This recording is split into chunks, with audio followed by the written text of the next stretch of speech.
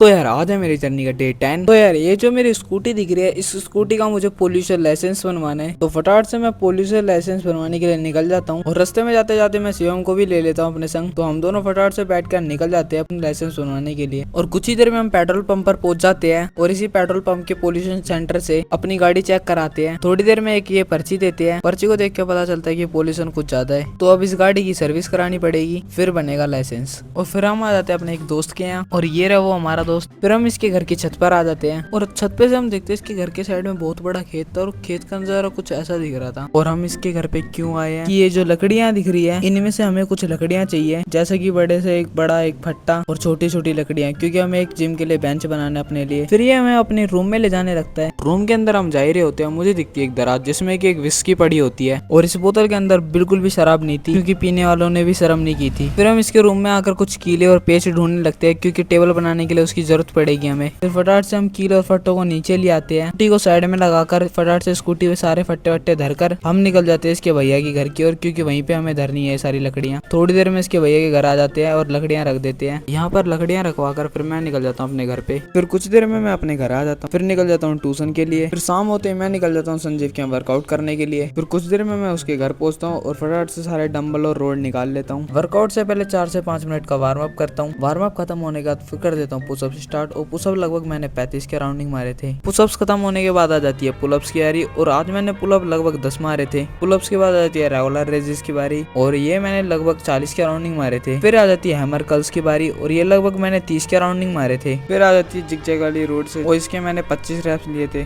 Biceps train करने के बाद फिर आ जाती है शोल्डर ट्रेन करने की बारी, और इसके मैंने लगभग 12 रैप्स लिए थे। शोल्डर ट्रेन करने के बाद कर देता हूँ वर्कआउट खत्म, और वर्कआउट के बाद बॉडी की कंडीशन कुछ ये होती है। तो आज का व्लॉग होता है यहीं से एंड, जब तक के लिए बाय बाय।